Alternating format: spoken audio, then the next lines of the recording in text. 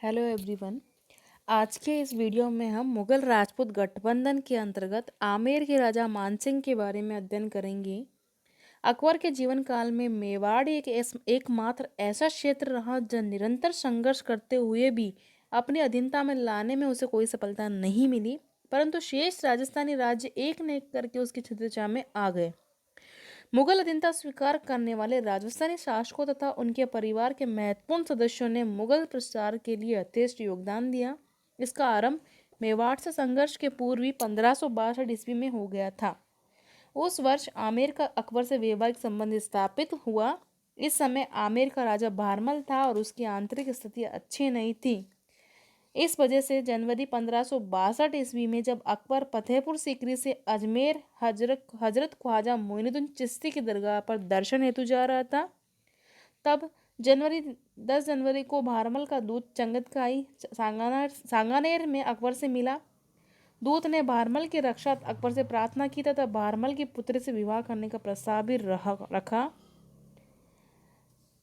अकबर ने इस प्रस्ताव को स्वीकार कर लिया और अजमेर से लौटते समय सांबर के पड़ाव पर 6 फरवरी के दिन राज्योचित तरीके से भारमल की पुत्री हरकाबाई से विवाह संपन्न हुआ।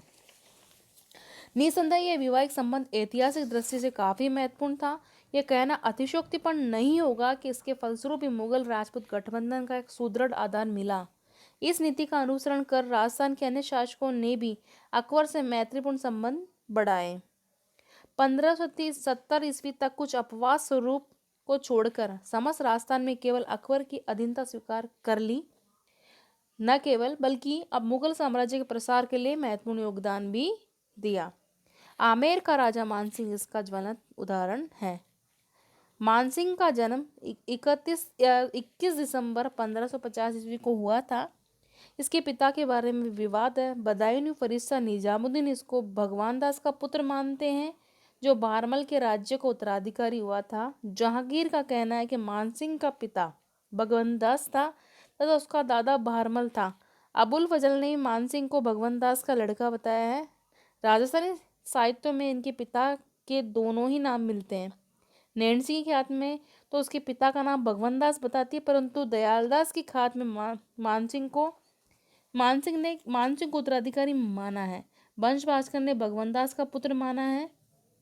कच्छा और वंशावली के अनुसार जन्म के समय नक्षत्र ठीक न होने से मानसिंह को आमेर से दूर रखना आवश्यक हो गया। अतः अपने जीवन के प्रारंभिक 12 वर्ष अपने माता की देखरेख में आमेर से 40 मील दूर मौज मौज में बिताए। 12 वर्ष की आयु में पहली बार आमेर आया तथा और इस वर्ष आमेर राज्य की सबसे महत्वपूर्ण घटना भारमल की लड़की की अकबर से शादी हुई। इसलिए मानसिंह अपने पिता व दादा के साथ 12 वर्ष की अवस्था में मुगल सेना में नियुक्त हुआ। 1562 से 1614 ईस्वी तक अर्थात अपनी मृत्यु तक उसने मुगल साम्राज्य की खूब सेवा की। अकबर की मृत्यु से पूर्व मानसिंह 7000 का मनसबदार बन चुका था। यह मनसब अब तक केवल शाही राजकुमार तक ही सीमित था। मानसिंह ने मुगल साम्राज्य के विस्तार में अकबर की काफी सेवा की। अपने जीवन का अधिकांश भाग अपने राज्य से दूर मुगल सेवाओं में व्यतीत किया। यह वह साम्राज्य का सर्वाधिक शक्तिशाली स्तंभ माने जाने लगा। इतना ही नहीं, अकबर मानसिंह को सदैव अपने साथ रखता था। मानसिंह ने सर्वप्रथम अपनी सेवाएं राजस्थान में शुरू की। 1569 ईस्वी में जब वह 18 वर्ष का ही था, तब अकबर के साथ रणथंभौर के घेरे में उपस्थित था। अपनी चतुराई से अकबर और सुरजनहाड़ा समझौता करवाया था। 1572 ईस्वी में अकबर गुजरात विजय करने तथा तब वह अपने साथ भगवंत दास व मानसिंह को भी ले गया और मानसिंह ने शेर का फौलादी के विद्रोही पुत्रों का पीछा किया तथा उसका धन आदि लूट लिया। दिसंबर में उसे भगवंत दास के साथ सूरत बंदरगाह की साक्षात भेजा गया। मानसिंह ने सरनाल के युद्ध में विशिष्ट योग्यता प्रदर्शित की। गुजरात विजय के उपरांत अकबर ने मानसिंह को डूंगरपुर की ओर भेजा। डूंगरपुर के शासक राव आस्करण ने जब मुगल सेना के साथ युद्ध करना ही उचित समझा, अतः अप्रैल 1573 ईस्वी में भयंकर युद्ध हुआ, जिसमें राव आस्करण के 2 भतीजे काम आए। मानसिंह ने आस्करण को पराजित करके डूंगरपुर को लूटा। इसके बाद मानसिंह उदयपुर की ओर आया। उसकी राणा प्रताप से बातचीत तो हुई, किंतु राणा ने मुगल किल्लत स्वीकार नहीं की। अकबर ने मानसिंह को पुनः गुजरात जाने का आदेश दिया, किंतु अहमदाबाद के युद्ध में विद्रोही मोहम्मद हुसैन मिर्जा के मारे जाने से उसे राह से ही वापस बुला लिया गया। 1574 ईस्वी में अकबर बिहार में दाऊद खां के विद्रोह को दबाने के लिए गया। तब वह अपने साथ मानसिंह को भी ले गया। दाऊद खां के विद्रोह को दबाने में मानसिंह का प्रमुख हाथ था। 1575 ईस्वी के शुरू में वह सम्राट के साथ फतेहपुर सीकरी लौट आया। अबुल फजल ने भी मानसिंह की वीरता, अदम्य साहस, शौर्य, स्वामी भक्ति, कार्यकुशलता तथा चतुराई की बहुत प्रशंसा की है। अतः सम्राट मानसिंह की योग्यता से काफी प्रभावित था। वास्तव में मानसिंह पहला हिंदू मनसमता था जिसको अकबर ने प्रताप के विरुद्ध भेजी जाने वाली मुगल सेना का नेतृत्व सौंपा। यूँ तो इस नियुक्ति के पीछे अकबर के और भी अनेक उद्देश्य हो सकते थे, परंतु इतना निश्चित है कि मानसिंह पर उसका दृढ़ विश्वास था। हल्दीघाटी के युद्ध में राणा की विजय से अकबर मानसिंह से नाराज अवश्य हुआ, किंतु वह अप्रसन्नता अधिक दिनों तक नहीं रही और शीघ्र ही सम्राट उससे प्रसन्न हो गया, क्योंकि अन्य अभियानों में मानसिंह को साथ रखना आवश्यक था। मानसिंह ने खिंचीवाड़ा के विद्रोह को भी दबा दिया तथा मालवा की प्रशासनिक व्यवस्था को ठीक कर दिया, जिससे अकबर बड़ा खुश हुआ और उसने 3500 का मनसब दिया गया। इतना ही नहीं, इसके अलावा भी अकबर के शेष शासनकाल में मानसिंह को अनेक महत्वपूर्ण पदों पर नियुक्त किया गया। मुगल राज्य को जिन प्रदेशों में कठिन समस्याएं होती थी, वहां विशेष तौर से मानसिंह को भेजा जाता था। उसे उत्तर पश्चिम का सूबेदार नियुक्त करके भेजा गया। उसने सीमांत प्रदेशों में फैली अव्यवस्था को ठीक किया। अपनी इसी सूबेदारी में उसने काबुल पर अधिकार किया, अफगानों के विद्रोह को दबाया। मानसिंह की यह विजय उसकी प्रसिद्धि का अगला मोड़ सिद्ध हुआ। बिहार में जब वह वहाँ के जमींदार निरंतर विद्रोह कर रहे थे, तब 1587 ईस्वी को मानसिंह को वहाँ का सूबेदार बनाया गया तथा वह इस पद पर 7 वर्ष तक रहा। 1590-92 तक अफगान विद्रोह को दबाने के लिए मानसिंह उड़ीसा में भी गया और उसने वहां पर आशातीत सफलता प्राप्त हुई। उसने कई स्थानों पर अधिकार करते हुए जुलाई 1592 ईस्वी को जलेश्वर पर अधिकार कर लिया। अंततः विवश हो अफगानों ने मुगलों की अधीनता स्वीकार कर ली और उड़ीसा पर मुगलों का समाधित्व हो गया। बंगाल की जब स्थिति बिगड़ती गई, तब भी मानसिंह को उधर भेजा गया। अन्य स्थानों के समान वहां भी उसे सफलता मिली और अकबर की मृत्यु के कुछ समय पूर्व तक वह वहीं बना रहा। इसी कारण इसको केंद्र में बुला लिया गया, परंतु वहां मानसिंह को उतनी सफलता न मिल सकी जितनी अन्य प्रांतों में अर्जित की। यहाँ उसका योगदान षड्यंत्रकारी के रूप में रहा।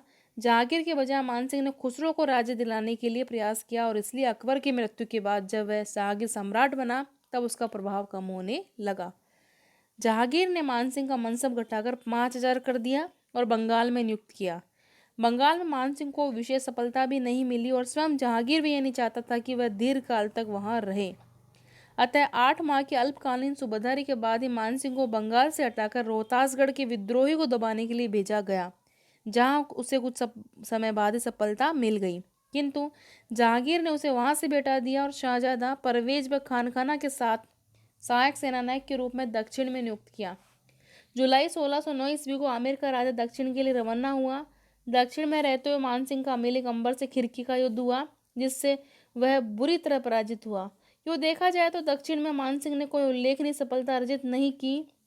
डॉक्टर प्रसाद का मत ठीक ही प्रतीत होता है कि जीवन के अंतिम वर्षों में मानसिंह अपने परिवार वालों की मृत्यु से काफी निराश हो चुका था। जहांगीर ने भी उन पर विश्वास नहीं किया था, अतः उसका हृदय टूट चुका था। इतना ही नहीं, उसे एक सहायक सेनानायक के रूप में नियुक्त किया था, जो उसका खुला अपमान था।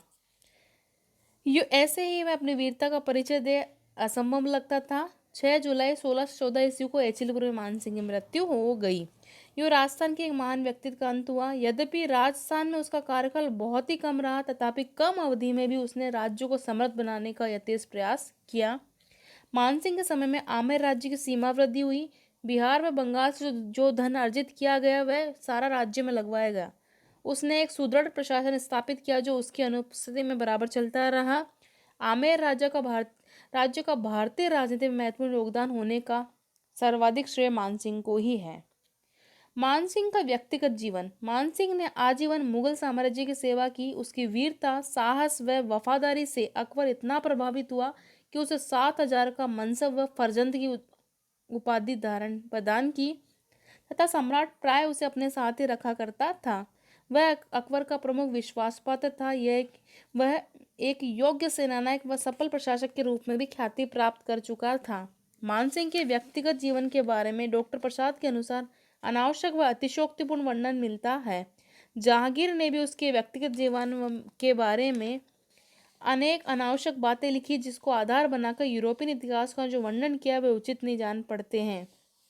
मानसिंह एक धार्मिक प्रवृत्ति का व्यक्ति था और पुरातन पद्धतियों में विश्वास करता था। फिर भी उसमें सभी धर्मों के प्रति उदारता व सहिष्णुता की भावना थी। मानसिंह को जब अकबर ने दीन इलाही को स्वीकार करने को कहा तो उसने स्पष्ट मना कर दिया। मुस्लिम संतों व उलमा द्वारा उसका धर्म परिवर्तन करने के कई प्रयास किए, किंतु उसमें कोई सफलता नहीं मिली। उसका हिंदू धर्म में पूर्ण विश्वास था। मानसिंह एक योग्य सेनापति एवं कुशल प्रशासक होते हुए भी एक अच्छा साहित्यकार व विद्वानों का आश्रयदाता था। अकबर कालीन अनेक साहित्यकारों से उसका अच्छा परिचय था। वह स्वयं संस्कृत व फारसी का अच्छा जानकार था। उसने कुरान शरीफ का भी अध्ययन कर रखा था। उसके बनाए हुए कुछ फुटकर छंद भी उपलब्ध होते हैं, जिससे वह कहा जा सकता है कि वह कवि भी था।